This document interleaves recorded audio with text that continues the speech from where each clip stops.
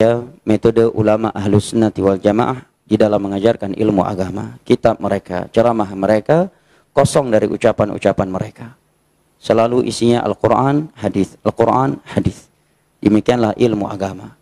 Setiap orang yang berbicara masalah agama maka tidak boleh lepas dari Al-Quran dan hadis, ijma, ya, atau qiyas yang sahih kalau itu dalam bab fiqih, ya. Baik tayak pegah pupu yang galak di masalah agama. Kalau sudah berbicara masalah agama tidak boleh keluar dari ini, ya. Halal dan haram murni haknya Allah. Wajib tidaknya suatu amalan itu harus berdasarkan Al-Quran dan hadis atau ijma' mereka para salaf, ya. Tidak boleh sesuka kita menukilkan suatu hukum, memberikan suatu kesimpulan atau mengeluarkan sebuah fatwa. Semua itu harus berdasarkan dalil. Wala taqfu ma laysa laka bihi ilm. Dan para ulama salaf mendidik murid-murid mereka, ya, di atas hal ini. Sampai-sampai Imam Malik, gurunya Imam Syafi'i, beliau menyatakan kullun yu'khadh wa yuraddu min qawlihi illa sahibah hadzal qabr, yakni Nabi sallallahu alaihi wasallam. Setiap ucapan, pendapat, fatwa ulama itu ada yang bisa diambil dan ada yang mesti ditolak. Kecuali ucapannya Nabi sallallahu alaihi wasallam, tidak ada yang boleh ditolak, semua harus diterima. Adapun ucapan ulama, kalau itu sesuai dengan Al-Quran dan hadis, berdasarkan kaedah-kaedah ilmiah yang diterima oleh ulama Islam, maka kita menerimanya. Tetapi kalau fatwa tersebut bertentangan dengan Al-Quran dan hadis dan kesepakatan mereka ulama salaf, maka ditinggalkan, ya, maka ditinggalkan. Allah berfirman, ya ayyuhalladzina amanu la tuqaddimu baina yadayillahi wa rasulih wattaqullaha innallaha sami'un alim, ya. Jadi kaedahnya bukan yang pegah li gore pebut aju bele hat yang dalilnya dalil je gore pasti kita pernah dalil walaupun hanya disebutkan. Bukan begitu. Masalahnya bukan masalah kita berbaik atau berburuk sangka. Tapi masalahnya dalam agama ini adalah kita sudah mengetahui dalilnya ataukah belum ketika melakukan atau mengikuti sesuatu. Naam. Wala taqfu ma laysa laka bihi ilm. Inna sam'a wal basara wal fuada kullu ulaika kana anhu mas'ula. Jangan sekali-kali engkau melakukan sesuatu tanpa dasar ilmu. Sesungguhnya pendengaran, penglihatan, dan hati itu kelak akan. Sebelum lanjut, ayo subscribe dulu. Yang subscribe rezekinya dilancarkan setiap hari dan masuk surga sekeluarga. At-targhib fi ittiba'il kitabi was sunnah. Anjuran untuk ittiba, mengikuti Al-Quran dan sunnah. Karena ya akhi, agama kita dasarnya Al-Quran dan hadis. Maka kewajiban kita dalam beragama wajib berdasarkan Al-Quran dan hadis. Jangan sampai kita beragama hanya sebatas ikut-ikutan, mas. Ikutin pendapat ustadz, kiai tanpa tahu dalilnya. Walaupun memang orang awam, kata para ulama, boleh. Taklid boleh. Namun Al-Hafidh Ibnu Abdul Bar dalam kitab Jami' Bayan al-Ilm wa Fadlih mengatakan apa? Yaitu dibedakan antara ittiba dengan taklid. Apa itu ittiba? Ittiba itu artinya mengikuti seseorang dengan mengetahui dalilnya. Sedangkan taklid mengikuti seseorang tanpa mengetahui apa? Dalil. Dan kita, Pak, harus paham bahwa agama kita ini agama ilmiah, Pak. Dan yang namanya ilmiah dalam Islam tuh kalau jelas dalilnya. Karena agama ini milik siapa? Milik Allah. Bukan milik ulama, bukan. Agama ini milik Allah. Maka siapapun yang berbicara tentang agama ini harus ada dasarnya dari Allah Subhanahu wa Ta'ala. Demikian pun melalui dari Rasulullah SAW. Maka siapapun yang berbicara tentang agama tanpa dalil, hanya berdasarkan akal-akalan, ini bahaya. Makanya ya akhi, kewajiban kita dalam beragama selalu cari dalil, cari dalil. Dan jangan pernah antum malu untuk bertanya kepada seorang ustadz, ustadz mohon maaf, boleh saya tahu dalilnya? Dan seorang ustadz pun nggak boleh marah, Pak. Kalau ada muridnya bertanya, ustadz boleh tahu saya dalilnya? Maka si ustadz wajib memberitahu. Kenapa? Karena sekali lagi agama kita berdasarkan apa? Dalil. Makanya lihat para sahabat dalam hadis Abu Musa al-Asy'ari tadi yang sudah kita bacakan tadi, Pak. Sampai-sampai Abu Musa al-Asy'ari ketika menyampaikan, hai manusia, hati-hati dari kesyirikan ini. Karena ia lebih tersembunyi dari langkah semut. Maka berdirilah dua orang dan berkata, la takhrujanna mimma qulta. kamu bawakan dalil atas ucapanmu atau kami laporkan kau ke Umar. Sampai begitu, Pak. Kalau zaman sekarang, ustadznya ditanya dalil marah ngambek, Pak. Kamu ngapain tanya-tanya dalil? Percuma, saya kasih dalil juga kamu nggak bakalan paham, katanya. Justru tugasnya ustadz itu membawakan apa? Dalil. Nah ini akhul Islam, azani Allah wa iyyakum. Sekarang ini kan kita lihat, Pak, ketika munculnya adanya taklid madhab dan mewajibkan nggak boleh banyak-banyak madhab. Pokoknya kamu ikut satu madhab aja udah. Akhirnya apa? Pendapat madhab lebih seakan-akan lebih tinggi daripada Allah dan Rasul. Padahal seluruh ulama madhab bersepakat harus mendahulukan dalil daripada perkataan siapapun. Imam Syafi'i apalagi, beliau masyhur ucapannya. Beliau berkata, ajma'al muslimun ala annahu man istabanat lahu sunnatur rasul lam yakun an yada'aha liqauli ahadin. Kaum muslimin semua sepakat bahwa siapapun yang sudah sampai kepadanya sunnah Rasulullah, dalil, tidak boleh ia tinggalkan sunnah ini hanya karena mengikuti pendapat seseorang. Ingat itu. Ini manhaj loh, Pak. Makanya nanti, Pak, di kuburan kita tidak akan ditanya, kenapa kamu menyelisihi Ustadz Fulan? Enggak. Kita akan ditanya, kenapa kamu menyelisihi Rasulullah SAW? Kalau kita menyelisihi Ustadz karena ngikutin Rasul, selamat kita, Pak. Tapi kalau kita menyelisihi Rasul demi mengikuti pendapat Ustadz, kita nggak selamat ya di kuburan nanti. Allah nggak selamat. Makanya Rasulullah bersabda, Fabi tus'alun, tentang aku kalian akan ditanya oleh Allah nanti pada hari kiamat. Iya. Ini manhaj ya, akhi. Kita harus lebih mengagungkan Allah dan Rasulnya dari pendapat siapapun. Allah berfirman, Ya ayyuhalladzina amanu, la tuqaddimu baina yadayillahi wa rasulih. Hai orang-orang yang beriman, jangan kalian mendahului Allah dan Rasulnya. Maka biasakan, Pak, belajar kepada ustadz dengan dalil. Minta dalilnya.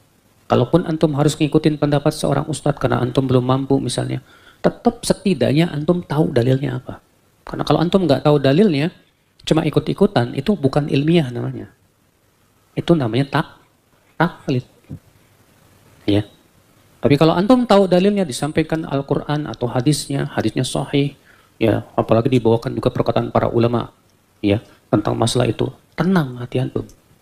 Karena kita sudah punya dasarnya. Adapun kemudian antum berkata, bisa jadi ustadz saya punya dalil. Kadang-kadang orang awam ngomong gitu, Pak. Bisa jadi ustadz saya punya dalil yang kamu nggak tahu. Kita bisa membalikan juga. Bisa jadi ustadz kamu juga nggak punya dalil. Yang namanya bisa jadi kan 50-50. Yang namanya 50-50 itu masih meragukan. Sementara Nabi mengatakan tinggalkan yang meragukan. Jadi ini bagian dari meluruskan sesuatu yang keliru. Seandainya orang salafi ini diam, tidak begitu frontal dalam menyalahkan para ulama kita, mengakui kesahihan mazhab, tidak gampang menyesatkan kecuali dengan dalil-dalil yang kokoh, tidak mencaci maki orang yang berbeda pandangan, niscaya kita semua akan bergandengan tangan. Tapi kenyataannya sebaliknya. Mereka ini seringkali menyebarkan ajaran-ajaran seolah-olah mereka ini pengikut salaf, yang lainnya tidak. Makanya kita perlu meluruskan, ya. Dan jangan marah kalau diluruskan. Kalau tidak setuju, cukup dibantah dengan dalil, referensi, dan argumentasi saja. Kali ini saya ingin mengulas dan memberikan bantahan atas satu pandangan yang cukup sering kita jumpai dari kalangan mereka. Suka ada tuh orang-orang yang mempertentangkan antara mazhab dengan Al-Quran Sunnah. Kamu milih mazhab apa milih Al-Quran? Milih Syafi'i atau milih Al-Quran? Kamu milih dalil atau ulama? Suka ada yang bilang begitu kan. Mempertentangkan seolah-olah kalau orang bermazhab itu nggak mengikuti Al-Quran dan Sunnah. Oh, milih ulama atau milih Al-Quran dan Sunnah? Al-Quran dan Sunnah itu maksum, terjaga dari kesalahan. Ulama itu bisa salah. Suka kan Anda menyimak orang berpandangan semacam itu? Dalam fikih ada mazhab Syafi'i, ada mazhab Hanafi, ada Maliki, ada Hambali. Dalam akidah ada mazhab Asy'ari, ada mazhab Maturidi misalnya. Ngapain bermazhab-mazhab dalam akidah? Kita ikuti Al-Quran dan Sunnah aja. Milih mana? Al-Quran apa ulama? Al-Quran dari Allah, ulama itu manusia, bisa salah. Nah, ini cara berpikirnya sebetulnya sangat gampang untuk dibantah. Saudara-saudara sekalian, mazhab itu adalah jalan kita memahami Al-Quran dan Sunnah Nabi Muhammad Sallallahu Alaihi Wasallam. Ulama yang bermazhab itu sadar betul bahwa mazhab yang mereka ikuti itu di dalamnya ada orang-orang yang pemahaman lebih mendalam dalam melihat Al-Quran dan Sunnah. Pemahaman mereka lebih mendalam. Kebanyakan dari kita ini orang-orang awam sebetulnya. Bahasa Arab nggak bisa, sekalinya bisa paling yang dasar-dasar doang. Kemudian usul fikihnya juga nggak begitu paham.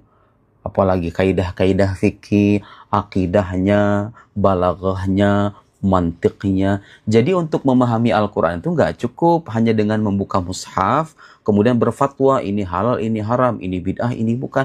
Nggak bisa begitu saudara. Harus melalui kaidah-kaidah keilmuan, dan itu orang perlu belajar puluhan tahun. Ulama-ulama yang tergolong mujtahid, ada mujtahid mutlak begitu ya, itu bukan orang-orang sembarangan. Itu orang-orang yang kapasitas keilmuannya jauh di atas kita. Kalau kita ngikuti mereka, itu artinya kita mengikuti Al-Quran dan Sunnah melalui orang yang lebih paham.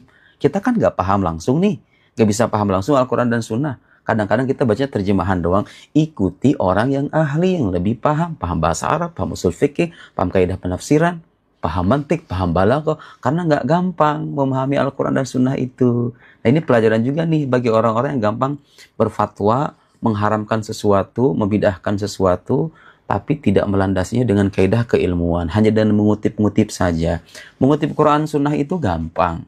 Yang susah adalah memahaminya dengan kaidah keilmuan yang matang.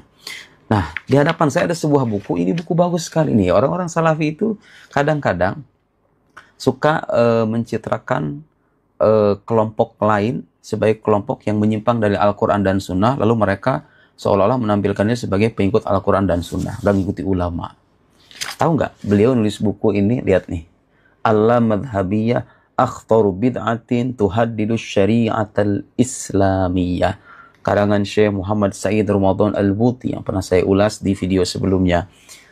Anti mazhab, Al-Madhab ini anti mazhab. Jadi kayak orang Salafi zaman sekarang ini. Gak mau bermazhab, pengennya langsung Al-Quran dan Sunnah aja katanya. Padahal tanpa disadari mereka sendiri kadang-kadang ikut dan bertaklid kepada tokoh-tokoh ulama mereka. Muhammad Ibn Abdul Wahab, Ibnu Taimiyah, Ibnu Qayyim, Syekh Utsaimin, Syekh Ibn Baz, dan lain-lain. Mereka ingin lari dari mazhab, sadar atau tidak mereka sendiri kadang terjatuh ke dalam taklid kepada ulama mereka. Sama aja dong kalau gitu. Ikuti Imam Syafi'i, ikuti Imam Ahmad, ikuti Imam Abu Hanifah, ikuti Imam Asy'ari dalam akidah, ikuti Imam Maturidi dalam akidah. Kita ini sama-sama berjalan memahami Quran dan Sunnah. Gak bisa langsung, kecuali kalau Anda seorang mujtahid. Intelektualitas Anda di atas rata-rata. Baru Anda mengatakan, ayo kembali kepada Quran dan Sunnah. Jangan ikuti yang ulama yang lain. Kalau Anda mujtahid. Tapi kalau Anda orang awam, harus bertaklid ya. Jadi bermazhab itu bagian dari ajaran Islam ya. Justru kata beliau anti mazhab itu adalah akhtaru bid'atin. Bid'ah yang paling berbahaya yang bisa menghancurkan syariat Islam. Bukan saya ngomong ya. Anti mazhab itu bid'ah. Yaitu berbahaya bagi syariat Islam. Dan logika sederhananya begini saudara-saudara sekalian. Dalam setiap bidang keilmuan itu ada ahlinya masing-masing. Di kedokteran, di pertanian, dunia bisnis, politik, hubungan internasional, apapun itulah disiplin keilmuannya. Ada para ahli kan. Kalau para ahli bicara itu landasannya gak cuma sebatas membaca 1-2 lembar halaman. Mereka itu melahirkan teori, melahirkan kesimpulan berdasarkan pengamatan yang mendalam. Di agama juga begitu, ada para ahlinya gitu loh. Yang akidah ini ada imamnya, yang fikih ada imamnya, begitu. Nah kalau kita bermazhab itu artinya apa? Kita meninggalkan Quran dan Sunnah? Tidak. Justru itu cara paling selamat dalam memahami Al-Quran dan Sunnah karena kita nggak bisa paham langsung. Jadi bertaklid ini hal yang normal sebetulnya dalam kehidupan kita. Dalam kehidupan sehari-hari pun kalau kita pergi ke rumah sakit, kita kan sebetulnya itu mengiyakan pernyataan dokter karena kita percaya ada keahlian di situ, ya.